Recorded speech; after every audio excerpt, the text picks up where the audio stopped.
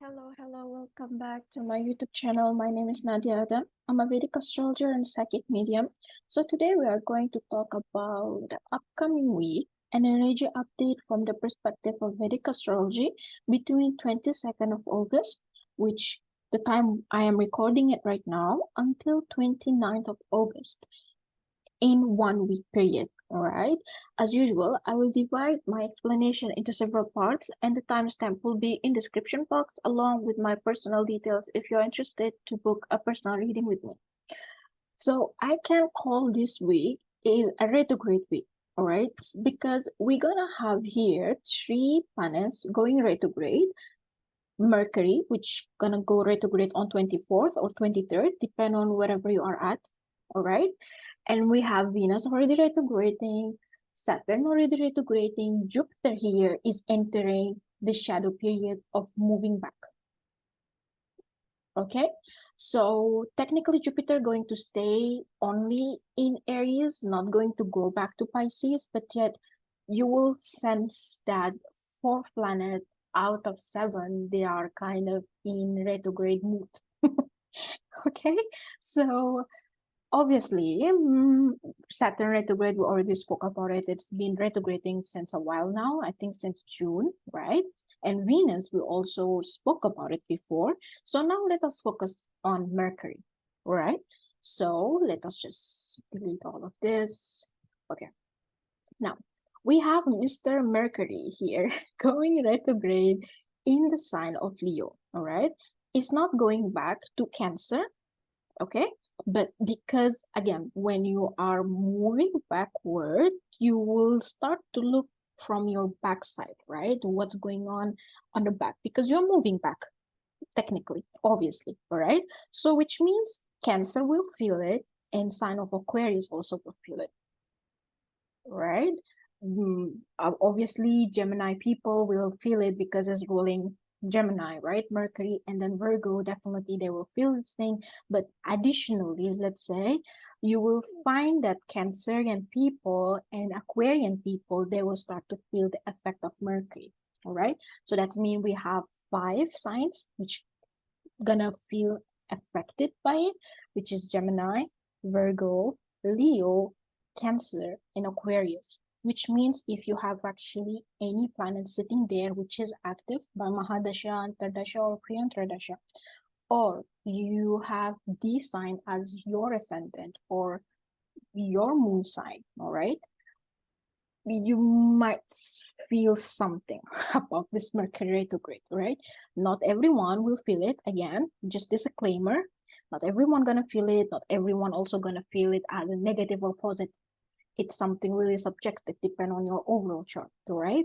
But you can say that these 5 signs will kind of sense it more than the average compared with other signs, all right? And you need to see also the hashtag Virgo. So how many points Mercury giving to that particular house, which means you need to check the house of Leo. Where is Leo in your chart and how many points it gives? It will give you better understanding of how Mercury will impact and influence you during this time. All right. And before I forget, Mercury will be retrograding from 23rd of August until 15th of September, which means around 3 weeks period. Okay, so let us talk about this right now. Like, what can expect? What's Mercury here going on? What is doing? All right. I think I will post a detailed video about this on weekend of how it will affect each sign. But let us talk about it as an overall. Okay. So let us just change the ascendant here to Aries. So to get back to Kalapush Kundali, just give me a moment. Here we go. Okay, so from the perspective of Kalapursha Kundali, we have Mercury here is retrograding in 5th house or the sign of Leo in your chart, right? So what is Leo? Leo is about self-expression, self-esteem, the way I want to show up to people, the way I want to express myself. It's also my talent and my abilities, my skill. Because it's Bhavat Bhavam of the 3rd house, that's means the actual manifestation of your 3rd house is sitting in the 5th house, okay? Or sitting in Leo. Now, when we have Mercury retrograding in this sign of Leo, it shows that there can be some sort of impulsiveness when it comes to self-expression and self-confidence. You either will be super boosted up in your confidence, in your self-esteem, and as if like you want to conquer the world. And for other extreme polarity here, it shows that the person might lose that ability to show themselves, to express themselves. How vary and in which polarity you are, it depends on your own chart, all right? But this shows that there will be some sort of, I don't want to say identity crisis, but your perspective, your vision about yourself, and the way how you express yourself, the way how you want to show up yourself, the way how you want to analyze your own emotion, it starts to change. It's all about inner work, I would say, during Leo season, all right? We're actually in Leo season because Sun is here. So it's all about the inner work that you need to do. Maybe you can call or consider this period as a healing period, all right? But in the good way or in the execution way. It's not like you're going inwardly and you keep it for yourself. No, this time you will just go out and express about it, talk about it, show it to people. But the distinction, you need to be careful the way how you express it. Some people can take it and some others, maybe they're not going to take it. Now, if the other people, they're not going to take it, they are from that particular group, what you going to do about it? All right? This is one thing we can see from Mercury is retrograding in Leo. Second thing, because Leo is ruled by Sun, and Sun is actually sitting in Leo itself. Okay, and Mercury is ruling the 3rd house and is ruling the 6th house. You see the Lord of the 6th is sitting in the 12th of itself. You know what I mean? That's mean the ruling the Virgo, and then it's sitting in the 12th. This is not kind of good placement to have. It usually shows that if you, okay, let me put it in this way. You gotta be more careful in executing and doing your work during this period, especially if you have any activation related to Mercury, as Mercury Mahadasha, Antardasha, Priantardasha, or again, if Mercury actually moving back and forth on some personal planet in your chart, right? It shows there can be some redoing or some change or some adjustment need to happen in terms of your work. Okay, this is one thing. Second thing, you need to be careful when it comes to communication. There can be some sort of misunderstanding with the higher authorities because we have already Mars here sitting in the 6th house of Virgo. See, Virgo always has to do with problems, okay? No offense for Virgo people. I'm not saying that you are a problem, okay? I am a Virgo person. I don't think I'm a problem, but it's just the natural significance of the sign itself. It has to do with problems. It shows there can be some sort of conflict, there's some sort of opposition that you need to get back to yourself and rectify your own self, the way how you want to react about it, or the way how you reacted already about it. Okay, because Mars here can give some sort of impulsiveness.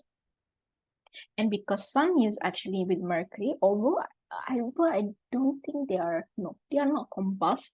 Mercury is not combust. You can see like Mercury is 27 and then Sun here is 6. Right? It's not combust. Although at the one point Mercury might get combust, but I cannot consider Mercury can get combustion because it's already used to heat of Sun. So this is the period where it will get more intensified. Or whatever I'm saying right now, you might not see it until the 2nd week of Mercury retrograde, which means the 1st of September or September onward. All right. You gotta, this Mercury, I would say, you gotta be careful if you have a business. It can show some sort of fluctuation in business. It can show some sort of fluctuation if you have actually a low swoop, a low case going on. All right. I don't want to say Mercury is troublesome. It's not. But you gotta be careful. All right. Okay. So this is in terms of Mercury going retrograde.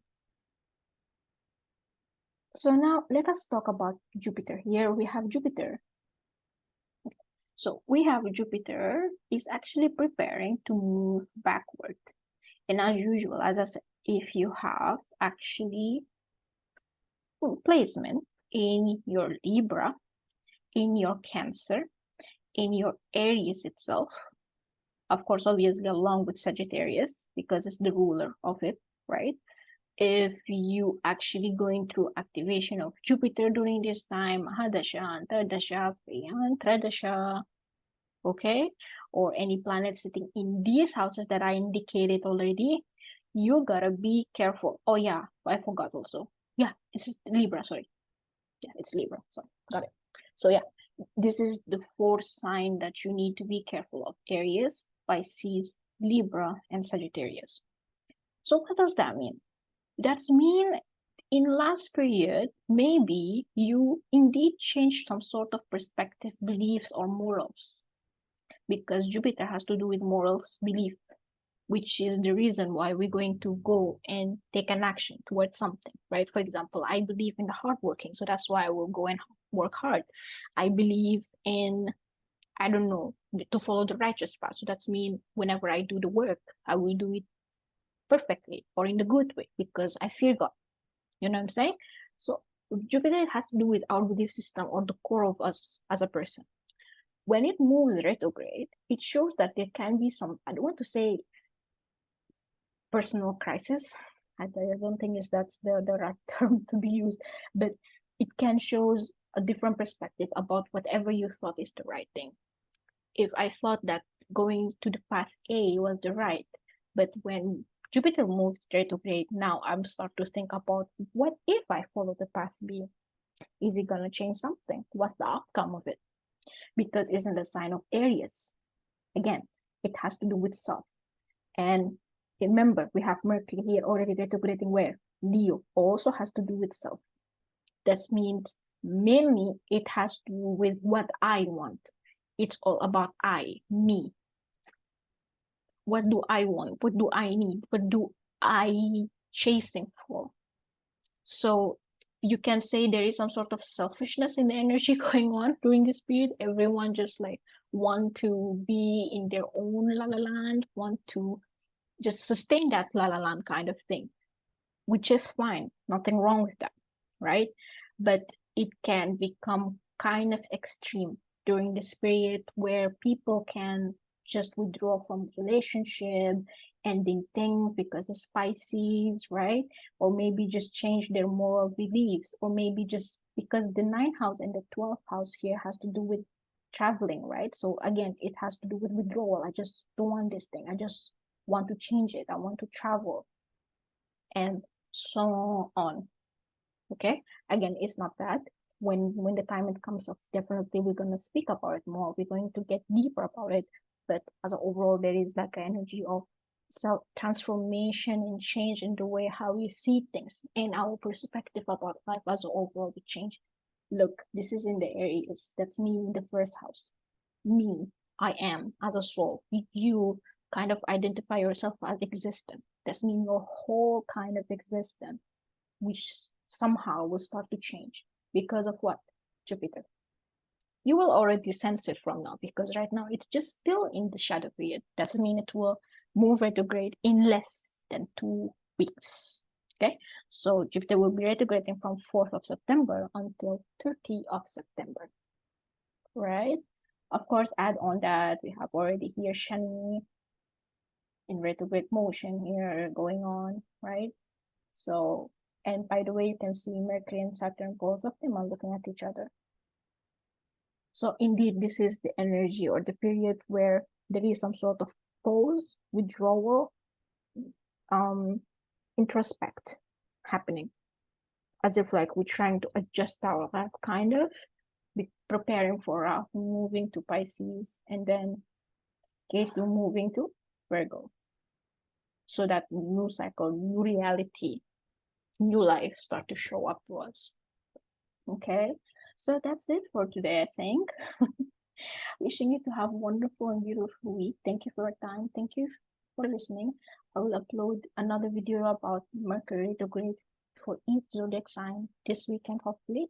And yeah, see you soon. Thank you. Bye.